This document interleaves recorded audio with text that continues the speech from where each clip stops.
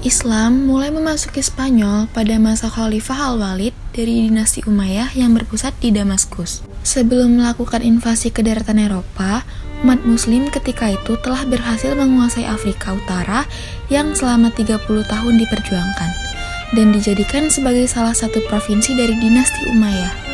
Sebelum dikalahkan dan dikuasai oleh pasukan Islam, beberapa kawasan di Afrika menjadi basis kekuasaan kerajaan Romawi, yaitu kerajaan Gotik. Setelah kawasan ini benar-benar dikuasai, umat Islam mulai memusatkan perhatiannya untuk menaklukkan Spanyol. Setelah itu, Afrika Utara, terutama Maroko, menjadi batu loncatan dalam penaklukan wilayah Spanyol. Sebelum ditaklukkan oleh bangsa Gotik, di semenanjung Iberia ditaklukkan oleh bangsa Vandals. Hal inilah yang membuat Islam di Spanyol juga disebut Andalusia karena perubahan ejaan dan upaya menyembunyikan oleh bangsa Arab. Dalam proses penaklukan Spanyol, terdapat 3 orang yang dapat dikatakan paling berjasa memimpin pasukan dalam penaklukan itu. Mereka adalah Tharif bin Malik, Tariq bin Ziyad, dan Musa bin Nusair. Tharif bin Malik dapat disebut sebagai perintis dan penyelidik. Ia menyeberangi selat yang berada di Maroko dan benua Eropa dengan satu pasukan perang. 500 orang diantaranya adalah tentara berkuda. Mereka menaiki 4 buah kapal yang disediakan oleh Julian. Dalam penyerbuan itu, Tharif tidak mendapatkan perlawanan yang berarti. Dia menang dan kembali ke Afrika Utara membawa harta rampasan yang tidak sedikit jumlahnya. Didorong atas keberhasilan tersebut, serta dorongan untuk memperoleh harta rampasan perang, Musa bin Nusair pada tahun 711 Masehi mengirim pasukan ke Spanyol sebanyak 7.000 orang di bawah pimpinan Tariq bin Ziyad. Dengan jumlah pasukan yang cukup besar dan keberhasilan menaklukkan Spanyol, maka Tariq bin Ziyad lebih banyak dikenal sebagai penakluk Spanyol yang sesungguhnya. Dari wilayah tersebut, Tariq dan pasukannya terus menaklukkan kota-kota penting seperti Cordoba, Granada, dan Toledo. Kemenangan pertama kali yang dicapai oleh Tariq bin Ziyad membuka jalan untuk penaklukan di wilayah yang lebih luas lagi. Hal itulah yang menyebabkan Musa bin Nusair berusaha membantu perjuangan Tariq dengan membawa pasukan yang besar. Ia memimpin langsung pasukan dan berangkat menyeberangi selat, dan satu persatu kota yang dilewatinya dapat ditakluk. Faktor internalnya adalah kondisi yang terdapat dalam tubuh penguasa, tokoh-tokoh perjuangan, dan para prajurit Islam yang terlibat dalam penaklukan wilayah Spanyol. Para pemimpin Islam ketika itu merupakan tokoh-tokoh yang kuat, tentaranya kompak, bersatu, dan percaya diri. Mereka pun cakap dan berani dan tabah dalam menghadapi setiap persoalan. Dan juga, ajaran yang ditunjukkan para tentara Islam yaitu toleransi, persaudaraan, dan tolong-menolong. Sikap tersebut terdapat dalam pribadi kaum muslimin itu, sehingga penduduk Spanyol menyambut kedatangan kehadiran Islam dengan baik. Faktor eksternal terbagi menjadi beberapa hal. Yang pertama itu adalah antara masyarakat Yahudi dan Kristen mengalami konflik perebutan kekuasaan.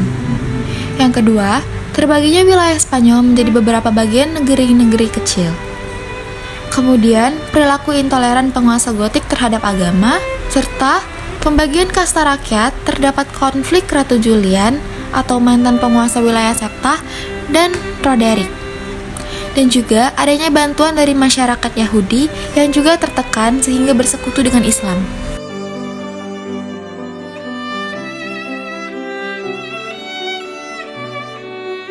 Pada periode pertama, pemimpin umat Islam di Spanyol berada di bawah pemerintahan para wali yang diangkat oleh Khalifah Bani Umayyah yang berpusat di Damaskus. Pada periode ini, stabilitas politik negeri Spanyol belum tercapai secara sempurna.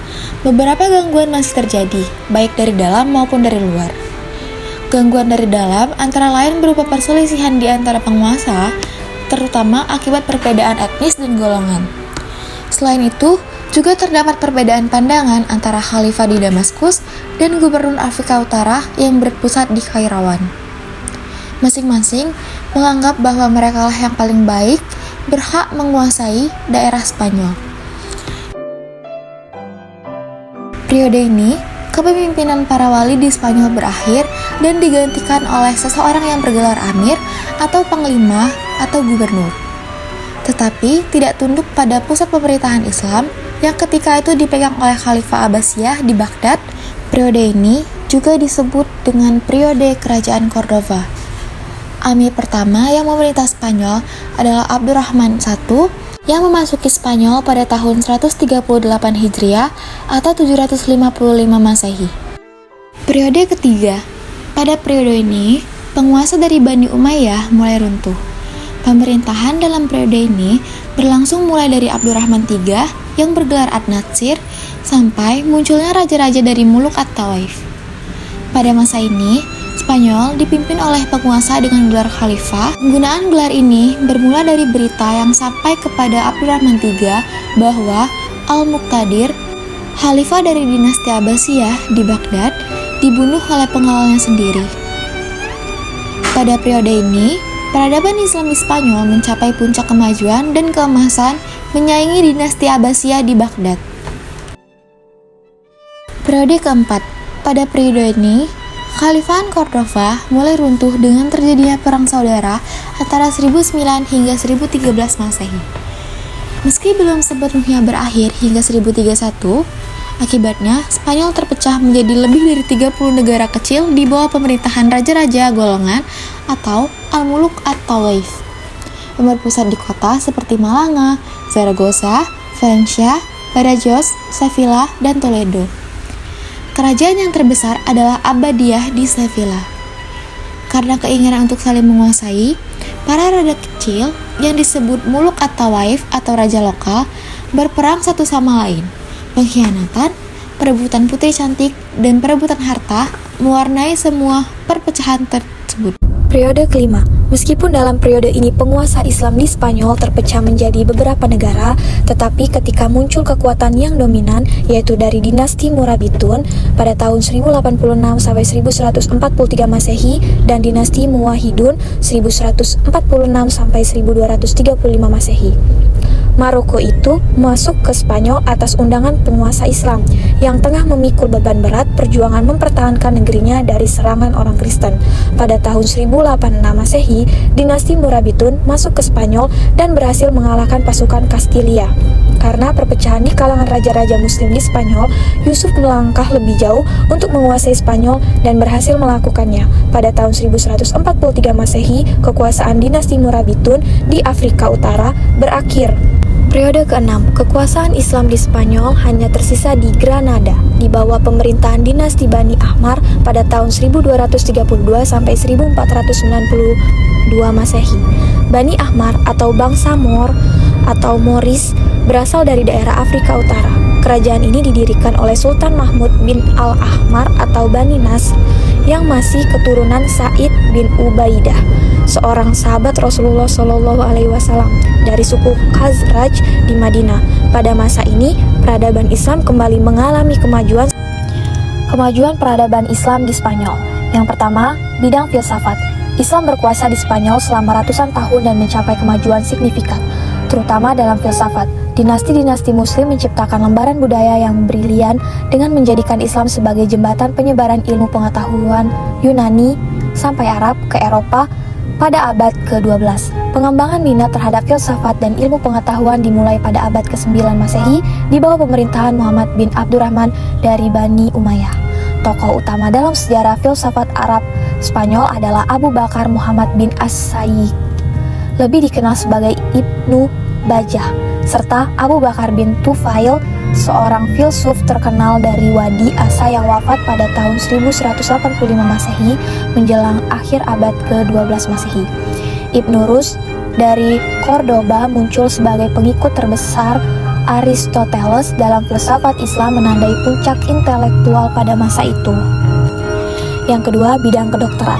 Selama kekuasaan Islam di Spanyol, ilmu kedokteran berkembang pesat. Pada abad ke-12, karya Ibnu Sina, Al-Qanun, diterjemahkan, diikuti oleh Al-Hawi, karya Ar-Razi pada akhir abad ke-13, yang lebih luas dan mendalam. Az-Zahrawi lahir pada 936 Masehi, dikenal sebagai pelopor teknik pembedahan dan penyusun ensiklopedia pembedahan yang menjadi referensi utama selama berabad-abad. Ia memperkenalkan lebih dari 200 alat bedah termasuk catgut yang masih digunakan hingga kini. Untuk menghormatinya, nama Az-Zahrawi diabadikan sebagai Sele Albucasis di Spanyol, di mana rumahnya yang sekarang menjadi cagar budaya dilindungi. Yang ketiga, sains. Islam memberikan kontribusi signifikan dalam bidang sains yang sangat berpengaruh di dunia barat. Sebelum penemuan pesawat terbang oleh Wilbur dan Oliver Wright, Abu Abbas Al-Fernas telah melakukan eksperimen penerbangan. Meski hasilnya belum sempurna, namun sejarah ini kurang dikenal di barat. Dalam astronomi, Az-Zarqali dari Cordoba memperkenalkan astrolabe yang revolusioner dalam membantu navigasi laut. Al-Idrisi lahir Ceuta pada 1099 Masehi, mengembangkan teknik pemetaan mirip dengan metode Mercator 4 abad kemudian. Ibrahim bin Yahya An-Nakas juga berkontribusi dengan kemampuan menentukan waktu gerhana matahari dan menciptakan teropong modern. Di bidang sejarah dan geografi, tokoh-tokoh seperti Ibnu Jubair dan Ibnu Battuta menulis tentang negeri-negeri muslim dan perjalanan mereka ke berbagai tempat, termasuk Mediterania dan Cina, yang menunjukkan kekayaan pengetahuan di wilayah Islam bagian barat. Yang terakhir adalah arsitektur bangunan. Peradaban Islam di Spanyol memberikan sumbangan luar biasa dalam arsitektur. Beberapa peninggalan megah termasuk Masjid Cordoba, Medina Az-Zahra, Istana Al-Jaferia di Zaragoza, Tembok Toledo, dan Istana Al-Hamra di Granada yang mencerminkan keindahan dan keanggunan arsitektur Islam. Kemunduran Islam di Spanyol. Yang pertama, internal. 1. Sistem kekhalifahan yang kurang jelas. Sering terjadi konflik perebutan kekuasaan karena sistem yang kurang jelas. Salah satunya dari anggota keluarga Bani Umayyah. Masing-masing dari mereka merasa lebih unggul sehingga adanya perebutan karena merasa berhak atas kekuasaannya. Ditambah lagi adanya pembesaran kerajaan yang ikut memperebutkan kekuasaan. Kedua, banyaknya kerajaan kecil yang muncul. Terbaginya Spanyol menjadi bagian yang kecil-kecil atau muluk tawaif. Berbagai konflik terjadi di Spanyol, sehingga hal ini membuat terjadinya perpecahan, misalnya antara warga dengan Berber, mualaf dengan bangsa Arab yang memang telah Islam, serta konflik antar elit provinsial dengan elit pedagangan perkotaan, sehingga yang berkuasa berasal dari kalangan wilayah masing-masing, misalnya tentara Arab, elit lokal, tentara Slavia, dan lain-lain. Yang ketiga, fanatisme kesukuan. Sepeninggalnya Abdurrahman III, terdapat sistem pemerintahan kearaban yaitu dipimpin oleh kelompok kecil, tetapi pemeluk Islam yang baru tidak bisa menerima hal ini. Pertama kalinya dilakukan penentangan terhadap kekhalifahan Umayyah. Timbul Berber dan Slavia sebagai dua kekuatan terbesar. Terjadi perebutan kekuasaan oleh suku-suku, bahkan adanya usaha untuk memerdekakan negara. Keempat, kesulitan ekonomi. Dalam perkembangan pembangunan Islam di berbagai bidang, penguasa terlena sehingga ekonomi di Spanyol mengalami kesulitan. Kesulitan ekonomi ini berpengaruh terhadap kondisi satu sama lain, politik dan militer. Terpecahnya bagian Spanyol menjadi dinasti kecil juga mempengaruhi hal ini. Perekonomian menjadi naik turun dan juga ketidakstabilan politik. Selanjutnya, eksternal. Yang pertama, konflik Islam-Kristen. Adanya Islam di Spanyol membuat kaum Kristen Spanyol tersadar akan kebangsaannya. Hal ini menciptakan konflik antara umat Kristen dan Islam.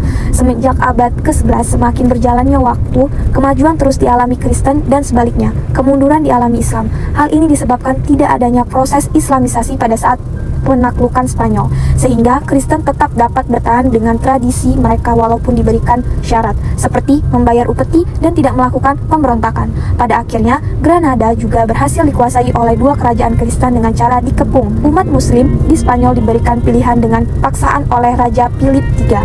Pindah agama Kristen atau pergi dari Spanyol. Secara tidak langsung, hal ini menandakan bahwa peradaban Islam di Spanyol telah berakhir. Geografis. Letak geografis Spanyol yang jauh dari pusat peradaban agama Islam membuatnya menjadi daerah terpencil. Hanya ada satu-satunya harapan adalah bantuan, yaitu dari Afrika Utara. Spanyol berjuang sendiri sehingga kebangkitan Kristen di Spanyol tidak dapat dihentikan. Adanya perbedaan iklim yang sangat jauh antara Arab yang gurun pasir dan Spanyol membuat pendatang Arab tidak nyaman dengan Spanyol karena tidak sesuai dengan iklim aslinya.